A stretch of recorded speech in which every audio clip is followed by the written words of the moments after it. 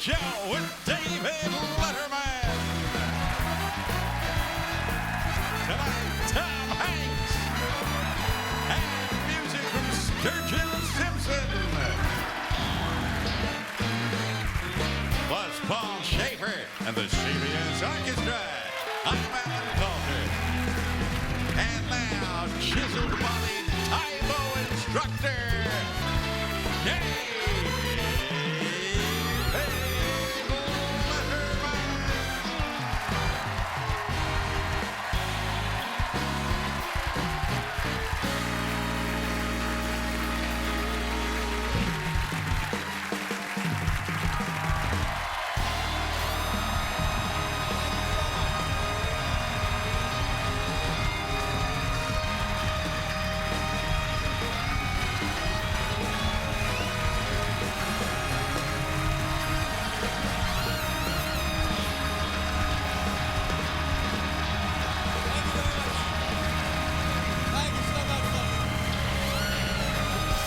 That's it. How you doing? Hey, thank you. All right, please. Thank you so much. No. Thank you very much. Hey. Thank you. That's very nice. All right, that's it. Come on. We have got a show to do. Thank you so much, ladies and gentlemen. Good evening, ladies and gentlemen. Welcome to the Late Show. Thank you very much. The doctor will see you now.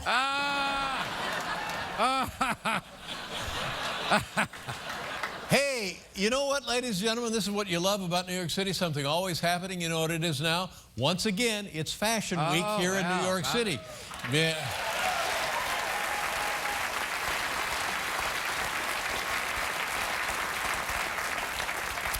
And you can sure tell by looking at you folks.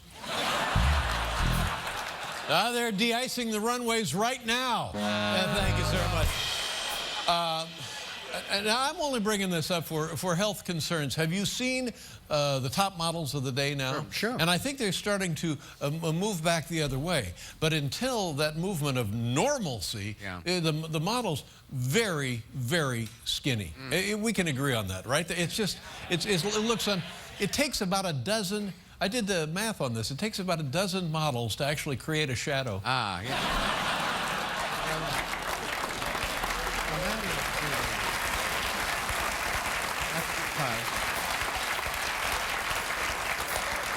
Well, it's Valentine's Day this weekend. You excited about the Valentine's Day?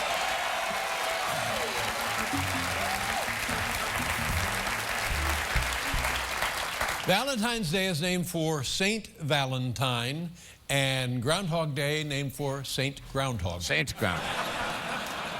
Here's a great thing if you're looking for something to do Valentine's Day. The Waffle House is running a special candlelight Valentine's Day dinner. I mean, that's right. Menus, plastic menus with pictures of waffles, sticky tabletops. I mean, that's amore, you know what it is.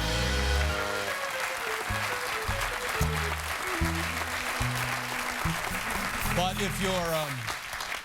if you're budget conscious, what about Valentine's Day on a budget? Well, you can do that too. Nothing wrong with that. Take a look at this.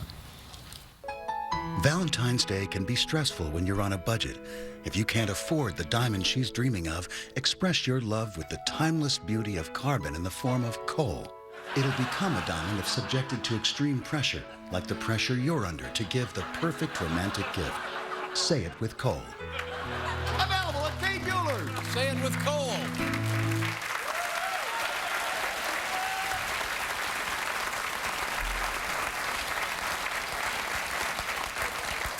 Well, here we go again. This happens, well, about every 6 months. Somebody goes someplace to have a lovely meal, and they end up with problems. And a woman here in Manhattan went into a seafood restaurant, bit into a hunk of fish, got a fish hook right in the roof of her mouth. No. Yep.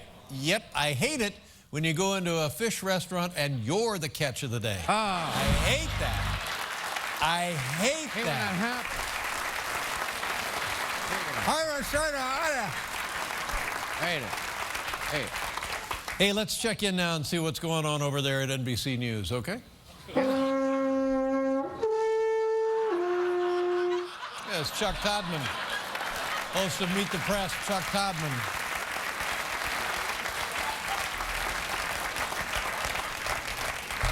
Is there a more loathsome group on the planet than ISIS? No. No. No. Listen to this. They're now asking people to donate blood. Really? Well, I think this is a positive step. Usually they don't ask. Yeah. That's right.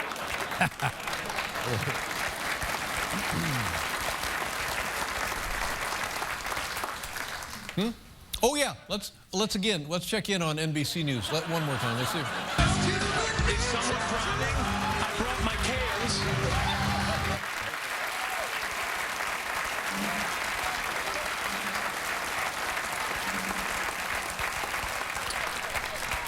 You remember when Spider-Man was on Broadway, Paul? Very exciting, yes. Yeah, a wonderful musical, and the exciting thing about it in the beginning, you would go there every night, and you were guaranteed that a cast member would be injured. Remember that? A lot of laughs. There was a lot of fun. They would fall, equipment would fall on them. They would be caught up in a pulley and dragged down Broadway. A lot of laughs. You just never knew what was going to go haywire. And then they got the bugs ironed out, and it was a tremendous success. Well, guess what? Spider-Man is now going to Las Vegas. You can see a Broadway production of Spider-Man in Las Vegas. Here now is a preview. Right. Spider-Man Turn Off the Dark is headed for Las Vegas, featuring all your favorite moments from the smash hit Broadway musical, with Don Rickles as Spider-Man. I laugh about people, no matter what the hell you are. Irish, Jewish, Italian, Negro, Puerto Rican. We're Puerto Rican. Spider-Man Turn Off the Dark, only at the Tropicana. That's right. That's it. Spider-Man, Turn Off the Dark. Hey, look! It's fall! Spider-Man! Turn off the light! Hey, is it your birthday? Good, because Tom Hanks is here tonight. We'll be right back, everybody. Coming up, top 10 least popular events of the NBA All-Star Weekend. And Tom Hanks. Fun fact, on this date in 1467, the soup of the day was lentil. The Late Show, sponsored by the Discover It card, the card that treats you like you treat you.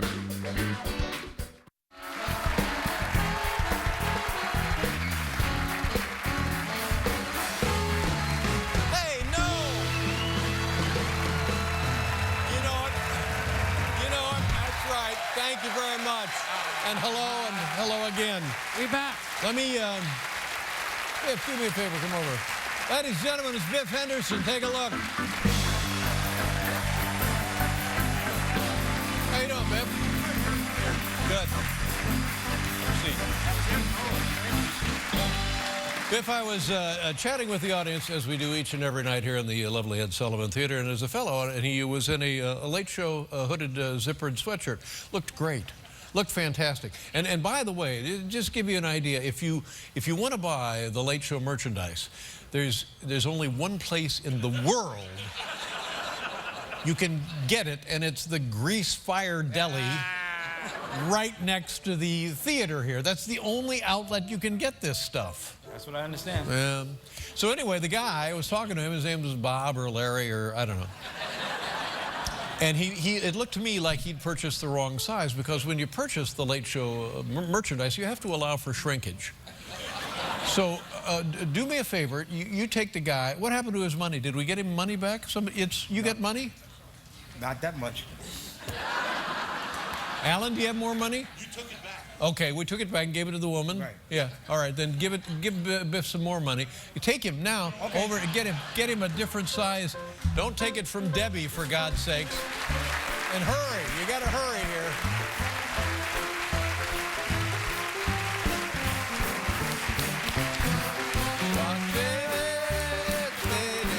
There they go. It's gonna be cold out there. Pop, pop, pop, pop, pop, pop, pop, pop, pop. Hey, up, 53rd Street, ladies and gentlemen. Fabled in story and song. the Street of Dreams. There we go, the Hello Deli. Hey, Rupert. Hey, Rupert, it's me, Dave. Can you hear me? Hi, Dave. Hey, congratulations. You got an A thing from the Board of Health. Nice going. That's fantastic. Hey, Rupert, do you know this guy here? No. Well, he knows you. I know. Earlier, you sold him the wrong size Late Show sweatshirt. Oh, What are you sorry. charging for those things now? They're $49.95. $49.95. 80%. Now, Biff, that's not bad. They're 100% cotton, 80% cotton. Yeah. Anyway, we think he needs a size bigger. What size is that? It's an XL. That's the puniest XL I've ever seen in my life. I got handkerchiefs bigger than that XL. What is your name, sir? What is your name? Mike.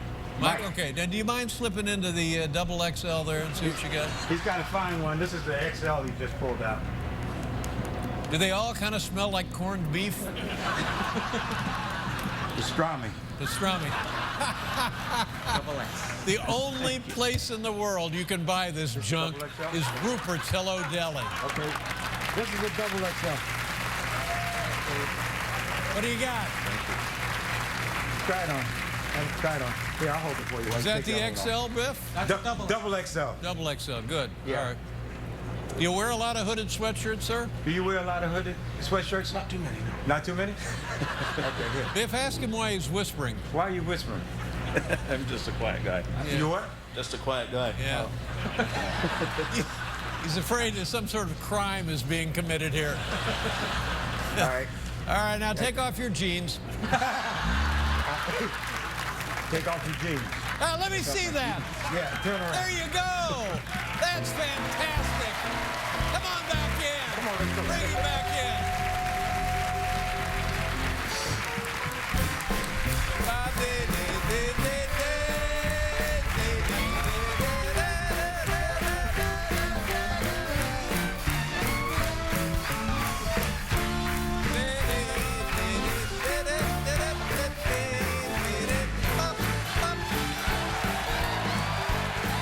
Look at that. Hey, come here, come here. Hey, come here, come here, come here, come here, come here, come here, come here, come here. Looks much better. Look at that. Look at that. That's beautiful. We'll be right back to Tom Hanks. Enjoy your shirt. Thank you. Thanks, Biff.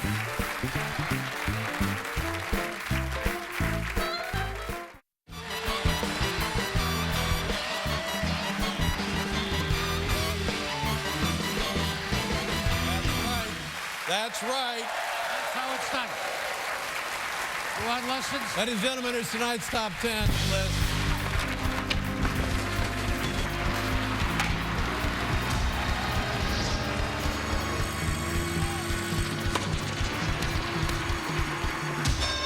Tonight's top 10 list, sponsored by the Discover It card. Discover It card, right there. If you don't have one, get one. It's the Discover It card. I have several. It's the NBA All-Star Weekend right here in New York City. Popular events, the All-Star Celebrity Game, the three-point shooting contest, the slam dunk contest, and of course the big All-Star Game itself. Least popular events. Now, not all of them can be fantastic home runs, big-time winners. We wish they could. Yeah, but they can't be. It's humanly impossible.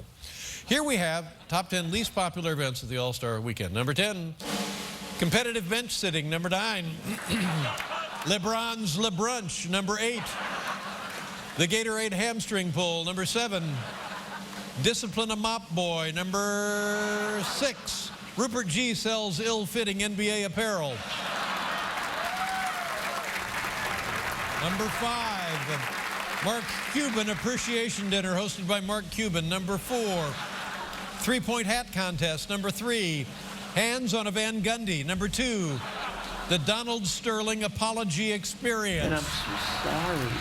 And I'm so apologetic. Am I Yes. entitled to one mistake? No. It's a terrible mistake. Yes, it is. And I'll never do it No, again. of course and not. I'm apologizing and I'm Yeah. asking for forgiveness. Okay, that's Am fine. I entitled to one mistake? Yes, I think you're after entitled. 35 years, No, after I made 30 a mistake. Of course you I did. hope it's in It's their heart fine, to Donald. forgive Don't me for worry that about it. mistake. And the number 1 least popular event of the NBA All-Star Weekend, New York Knicks autograph signing.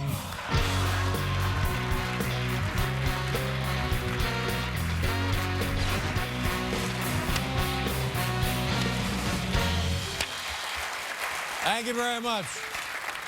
Well, if today's your birthday, this is why you're watching. Our first guest is a two-time Academy Award winner, one of the biggest movie stars on the planet. Ladies and gentlemen, here he is, America's Valentine, Tom Hanks. Tom.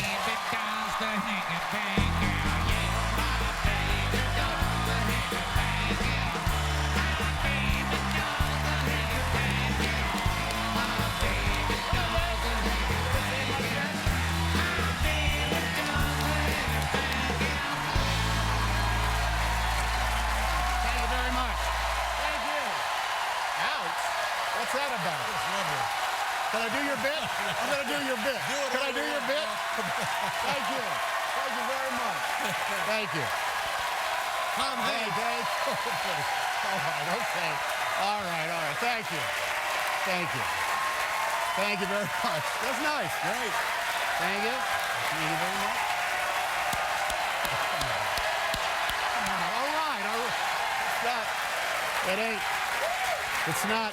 It's very nice. God, man, this is pressure, Dave. I know, but this is a brand of pressure that I can't handle. Feels good for me. This is just. I know. It's just more people to disappoint and apologize to. That's all. Thanks for watching. Good night, everybody. Good night, everybody. Jeepers, creepers. So nice to see you, Goodness, Tom. Dave, there is always room for you on my celebrity mule train. I just want you to know that. Can't imagine being out hawking the product without stopping by and talking to you. You know what I wanted to, first of all, here's something which occurred to me the other day, that you're blessed with magic, or maybe they're the same thing. Well, you know what, I like you more in the loss of the typewriter. Because when I was a kid, growing up, learning to type was, and then once you learned to type, you felt accomplished. My dad said, I don't care what you do in high school, young man. Thanks, Dad. Well, that's by the way, when I first started school, my dad took me out on the driveway and said, son, I think your school is in that direction. So off I walked. But he said, I don't care what you do in high school, but you're taking a typing class. Yeah. Because that's a talent that will stay with you for the rest of your life. And there was typing 1, which was a full year where you had to learn all the formats for letters and spacing. Yes. And there was typing 50, personal typing, which is essentially learning A space, S. Guess which one I took, Dave? And I'm going to tell you right now, I got a C+ in my typing class. You took, I'm going to just say personal typing. No, I took personal typing, typing 50. Because I type personally. I took typing. And in high school? In high school. And I was so distracted because a girl that I was really in love with sat near me, and she wanted nothing to do with me. And I was so distracted. Did we go to the same high school at the same time? Maybe. Did you live my life in high school as well? Yes. This is odd. But anyway, as a result, I flunked.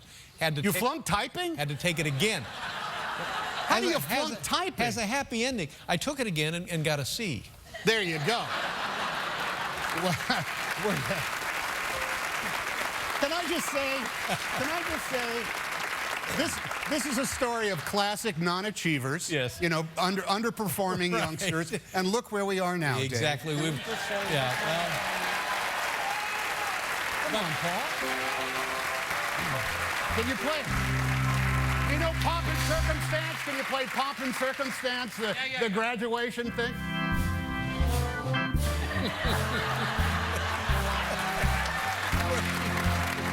Thank you, Paul. Thank you.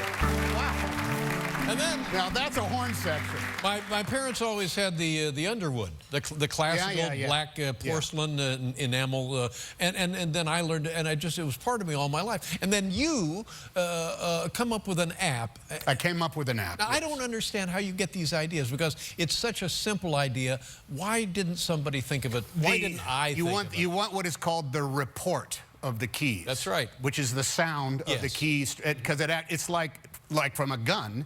When you fire a gun, it reports. You want the sound of the hammer rising up in slow motion, like an NFL film, and smacking into the paper. The ribbon comes up at the same time, and the hammer strikes the paper, and it stamps the die into literally the rag weave of the paper, and it never goes away. It will stay as long as you don't burn it, throw it away, or leave it out in the sunlight too long. This is why, ladies and gentlemen, we should all get the opportunity to drive cross-country with this man right here. Oh, I'm loaded. Because the knowledge that we would accrue. So now, if you get that app when you're typing on your keyboard, you get a great sound, you get a great look, and you get a PDF that you can save. You know, it will still come out as like a laser printer, so it won't last forever, Dave. But the satisfaction of using it will. Now, when you had this idea, where did you go? Who did you call? I went to a crack team of show business experts who are amongst the part-time ladies that work for me. And I said, hey, I want to come up with an app. And they put me together with a brilliant guy whose name is Mike Blank. Mike Blank? Mike Blank. And I said, seriously, what's his name? Blank. Hey, don't hide his name from me. What's his name? And he knows everything, all things internet. And I said, I want to come up with a typewriter app that will make a sound. It'll be just like typing on a thing. And he put it together. I worked with a great company, and I think it's in Tennessee. And we put it together. And I got to tell you, man, I have made literally hundreds and hundreds of dollars off of this thing. Oh, no. I'm telling you. Now, can I get it? Can I put it on my thing? You could go on the App Store. Do you got an Apple computer? Or do you have one of these? We have a thing. What do you got? You got a Univac, whatever these things. It's the Univac. It's the closet size. Just go on computer. with that. Go onto the App Store. Hank's Writer. Hank's with an X. But that's genius. I mean, let's take a look at the. Oh, it's genius, Dave. I have figured out how to make a computer work like a typewriter. But when I read about this, it broke my heart because I thought, yes, thank God that's not out of my life. I can have that. You can have that, yes. But I was dreadfully sorry to learn that you invented it. I just thought, oh, how did that you cast a pretty big shadow as it is. You bet, man. And now. It's all the part of the Renaissance man thing I'm going for. But you've turned Silicon Valley upside down. Oh, they throw me parades when I show up there. They really do. Thank goodness you have taken the World Wide Web and turned it into a manual functioning machine. I wonder, do we have the sound effect of an actual typewriter? It's gonna. Now I'm going to tell you. Isn't that delightful? We had so many meetings because you can buy a number of virtual machines. They all have different typefaces and they make different sounds. And we had all sorts of meetings about what the sound needed to be and what the lag time was. It was a very, and actually we did it all in my top secret underground lair. You drive out to the desert. I know. A rock opens up. You drive through. That's right. And all my staff is driving around in golf carts, in unisex bunker. outfits. So we went into the typewriter room and figured it out. Now, let me ask you another typewriter question. Yeah. Did you love more than life itself the IBM Selectric? I've got so many IBM Selectrics. That was delightful. I've got. We got it. We'll be more with Tom Hanks right after this. So, I've got.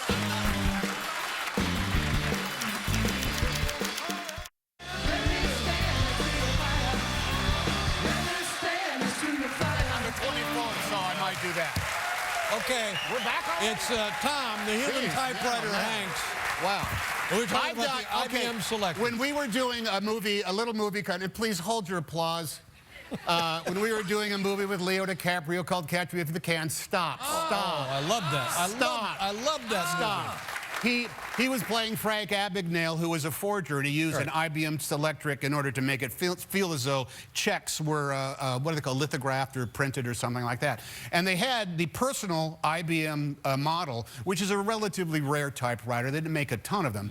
And so I went to the art department when they were done shooting the scene, and I said, I want to buy this typewriter from you guys, can I? And they said, well, yeah, the guy we got it from has millions of them. I said, well, how much do you want for it? And they said, well, $50. No, I was going, done. Because, wow. then, look at this guy act. Then I, wow. By the way, let me just interrupt you right there. What you saw there is just the complete diametric opposite of what happens when you're at lunch with Regis Philbin and the check comes. The complete opposite right there. I almost went to the guy's boss and said, you got to fire this guy. Because if he had said, it's going to cost you $7,000, Tom, I would have written him a check right there. I wanted that typewriter. Yeah. And it's at home. What I loved about the Selectric was that correcting tape.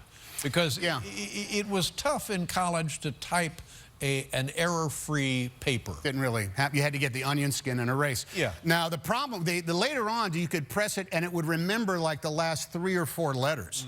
So if you had inadvertently, like say you're writing Letterman and you spell Lettermna, you could go back, just hit it twice, boom, boom, and the A and the N would be the only things whited out. It was a miracle, Dave. And it really you know, was. America has gone downhill since. Yes. It's I mean, if you think about Gutenberg and the invention of movable type, the IBM Selectric was the ultimate extension of that. I'm just going to say we went to the moon powered by the IBM Selectric technology. It wasn't, it's more or less all those things were written on that and slide rules. And now what do we do? I don't know. Listen, now you got to go on the internet and buy a fake typewriter for crying out loud. Your lovely wife, Rita Wilson. RitaWilson.com. We've been married now for close to 28 years.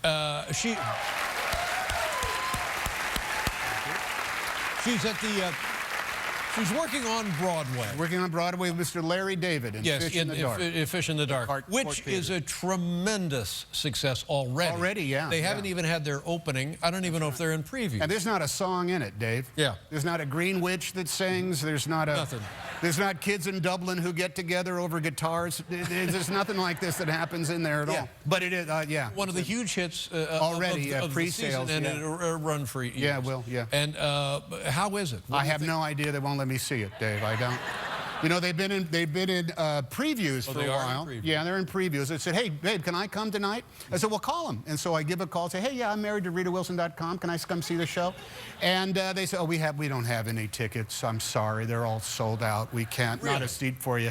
And I said, well, can I stand in the back? I'll stand. No, it's jammed back there. There's just no, the fire department won't let us have any more people. It's a conspiracy, Dave. They're keeping me away from the theater. You are on a no-fly list at the theater. I swear to God. And I don't know why, because what do they think I'm going to do? Give Rita notes at bedtime? You know, good night, honey, I love you. Hey, listen, if you can just bump up that electric cue just a little bit, and if Larry flipped the line, the joke should be da da da da da binga binga bang, and that would be. I'm not going to do that. I'm going to be the biggest fan. Are they worried about you causing a commotion in the theater? Like rushing the stage? Have you ever done that? That I would rush the stage? Like I got to get down there? Yeah. Like I'm going to be in the balcony and say, stop, stop, wait, I've got an idea. No, I don't think I'll do that, Dave. I think, you know, when I was doing, when I was on Broadway a few years ago in a great play called Lucky Guy. You were there, Dave. As a matter of fact, we loved it. When Paul was there, when the night you came, the stage manager came back to me right after the show. Tom, there's a very troubled man who wants to see you. And I said, bring him on up. And it was you and your lovely wife over there. There you are right there.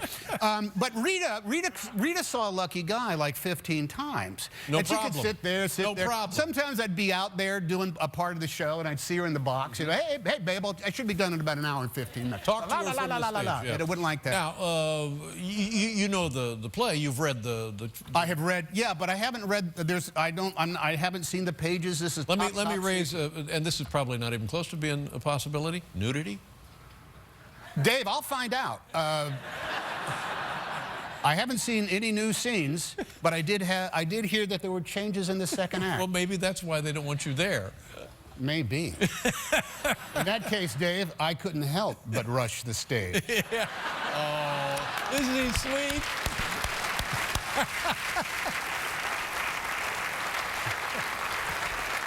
Maybe they're worried you'll be in the balcony making typewriter noises.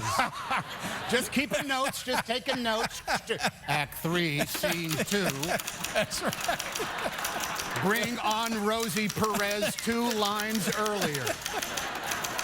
We'll be right back with Tom Hanks, everybody.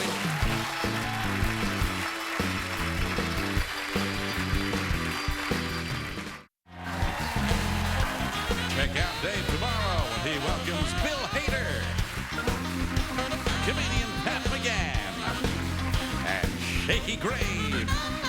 When we come back, a look at what's hotter right now. Fads or trends?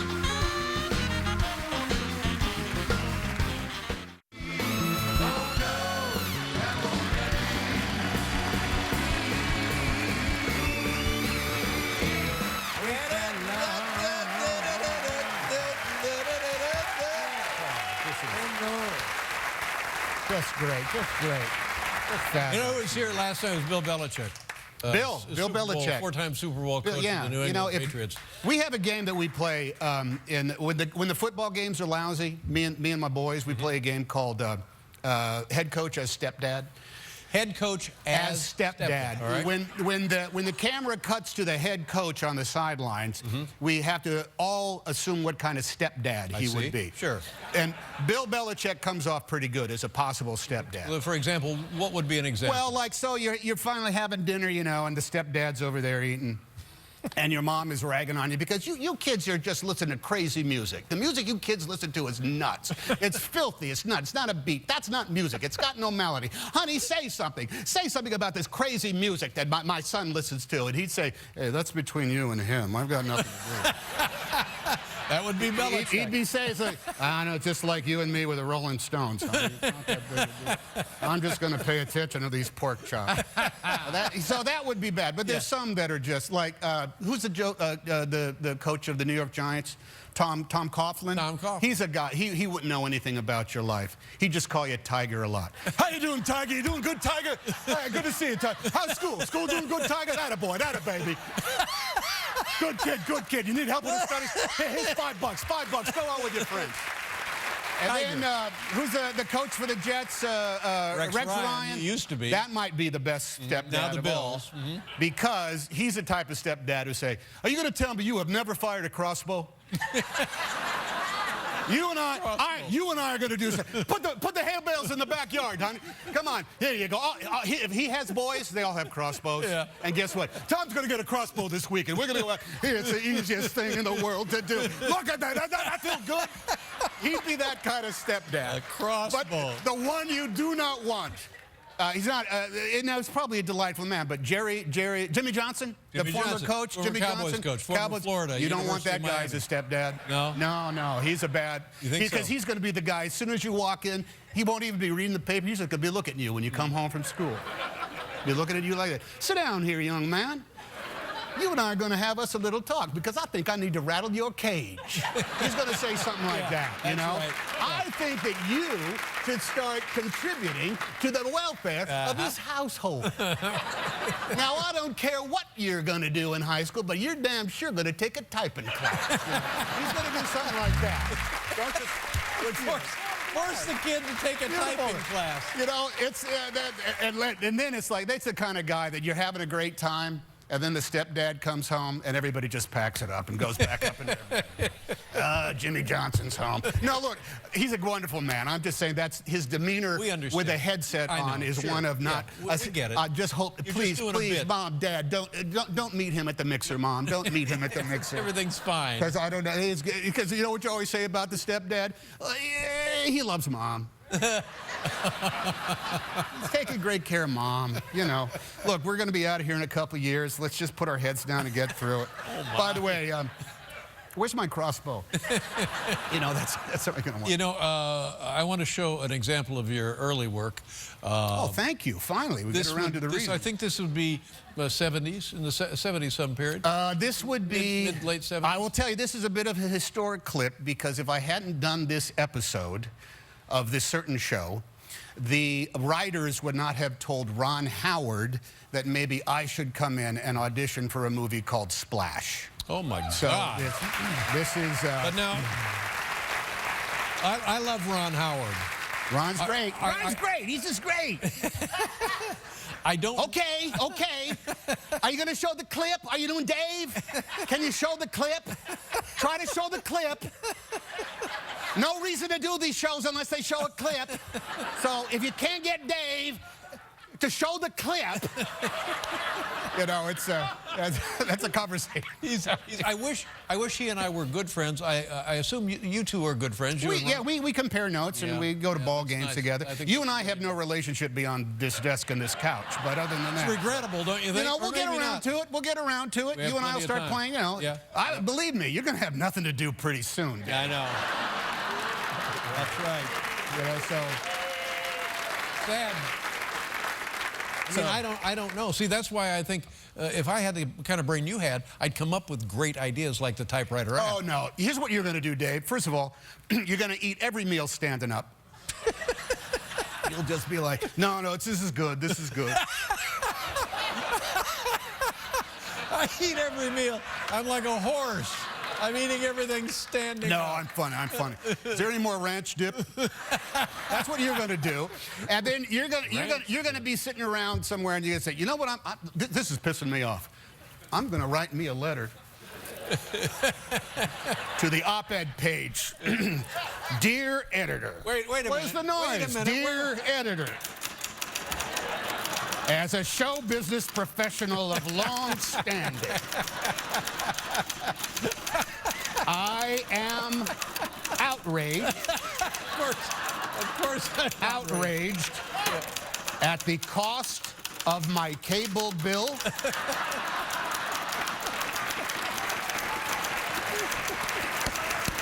Wow.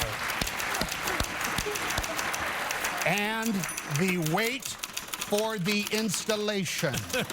That's what you're going to be like. Oh, so look out. Look out. Oh, my God. But this clip, I had done Bosom Buddies for 2 years with Peter Scolari and the gang. And then in the year that I was barely employed in Hollywood, which is a tough place to be barely employed, I got a call and did this little shot. All right, let's take a look here. Tom Hanks, early work. Are you ready to face oblivion? I'm ready for you and him.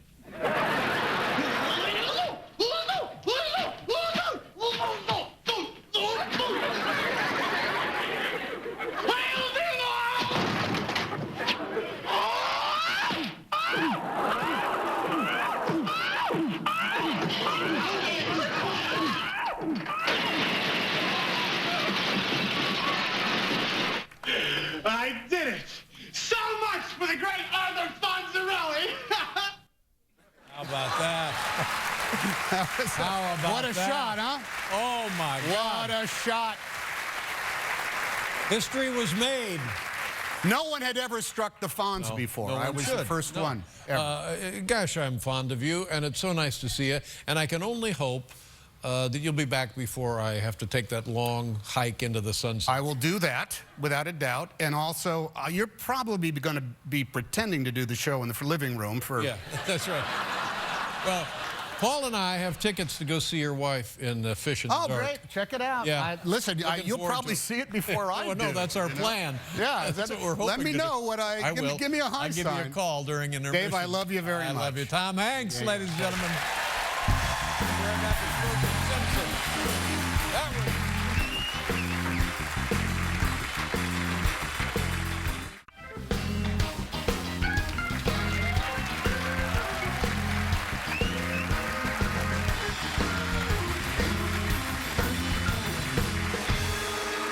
Thank you very much. What a lovely man Tom Hanks is. Wow. I wish we could have that every night. Yes, My God, then we'd be in business. then we'd have a show. Yes, sir. Our next guest is an acclaimed singer and songwriter from Kentucky whose current album is entitled Metamodern Sounds in Country Music. Please welcome back to the program, Sturgill Simpson.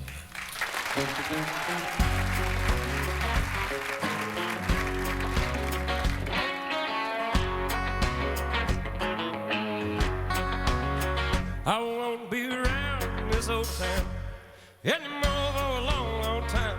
Hit that road, start looking on the end of that long white line. Hello, I'm somewhere looking on the end of that long white line. I woke up and my baby was gone. Without her, I don't need no home. Hit that road, start looking for the end of that long white line.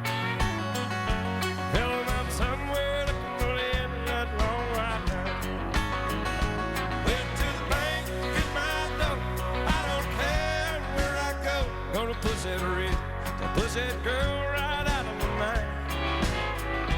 If somebody wants to know what's becoming of so-and-so, tell them I'm somewhere looking for the end of that long white line. Tell them I'm somewhere looking for the end of that long white line. New York City, St. Joe, Albuquerque, New Mexico. This old rig, humming that road, it's doing fine. If somebody wants to know what's becoming of so-and-so, tell them I'm somewhere looking for the end of that long white line. Tell them I'm somewhere looking for the end of that long white line. Whoa.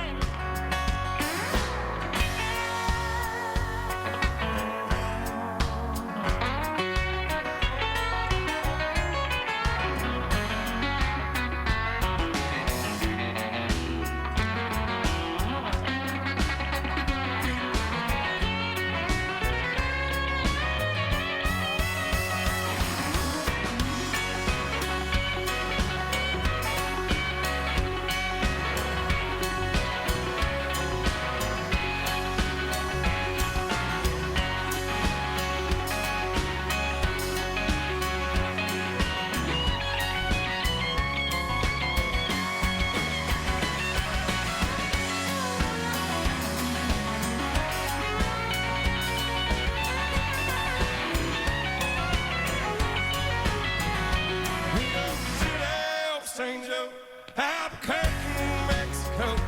This old rig is humming and a roll, it's doing fine. If somebody wants to know what's becoming of so-and-so, tell them I'm somewhere looking for the end of that long white line. Tell them I'm somewhere looking for the end of that long white line. I won't be around this old town anymore for a long, long time. Hit that road, start looking for the end of that long white line. Tell them I'm somewhere looking for the end of that long white line. Virgil Simpson. Oh my God. Nice going. That was fantastic. How you doing? That was beautiful. Thank you very much. Thank you. That's how I sound when I sing. I know you did. Tremendous. Virgil Simpson, Meta Modern Sounds in Country Music. Thank you, gentlemen. Good night, everybody. The Late Show is a production of Worldwide Pants Incorporated. This is Alan Coulter saying good night. Drive safely.